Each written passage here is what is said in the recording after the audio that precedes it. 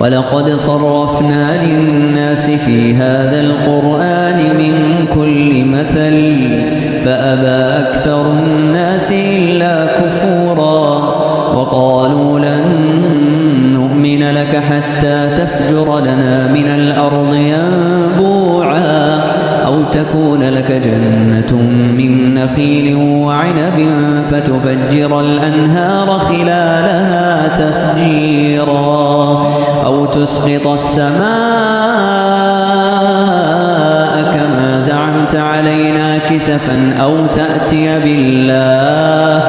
تأتي بالله والملائكة قبيلا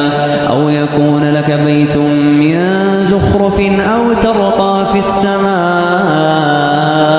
ولن نؤمن لرقيك حتى تنزل علينا كتابا نقرأه قل سبحان ربي هل كنت إلا بشرا رسولا وما منع الناس أن يؤمنوا إذ جاءهم الهدى إلا أن قالوا أبعث الله بشرا رسولا قل لو كان في الأرض ملائكة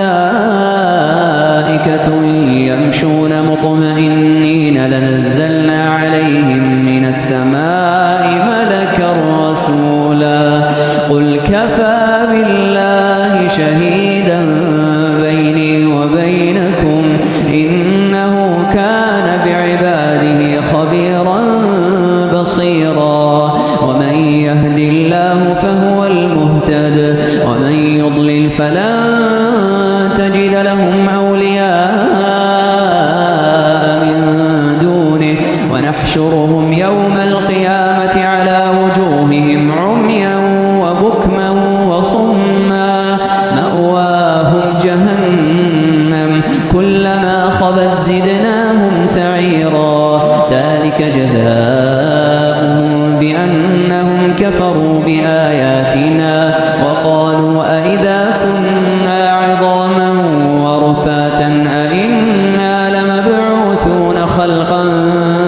جديدا أولم يروا أن الله الذي خلق السماوات والأرض قادر على أن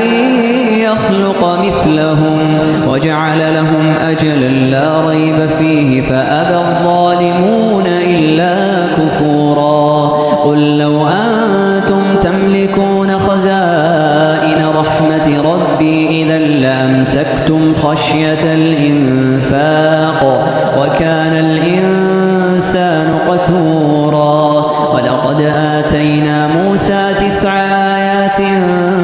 بينات فاسأل بني إسرائيل إذ جاءهم فقال له فرعون إني لأظنك يا موسى مسحورا قال لقد علمت ما أنزل هؤلاء إلا رب السماوات والأرض بصائر وإني لأظنك يا فرعون مثبورا فأراد أن يستفزهم من الأرض فأغرقناه ومن معه جميعا وقلنا من بعده لبني إسرائيل اسكنوا الأرض فإذا جاء وعد الآخرة جئنا بكم لفيفا وبالحق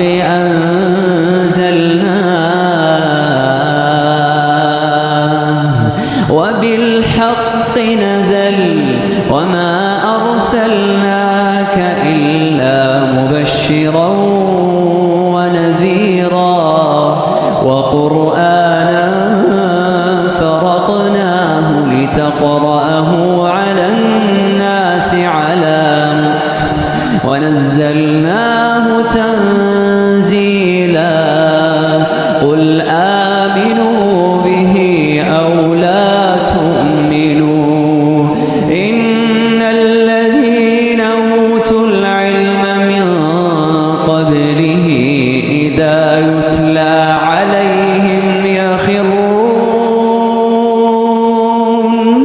يخرون للأذقان سجدا ويقولون سبحان ربنا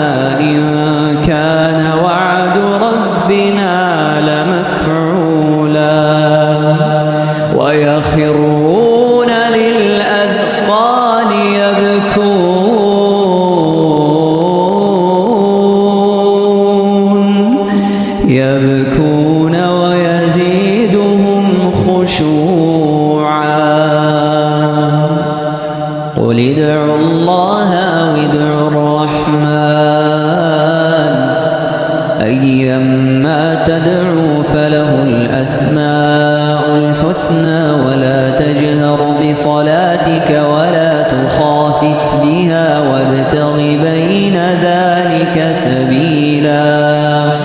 وقل الحمد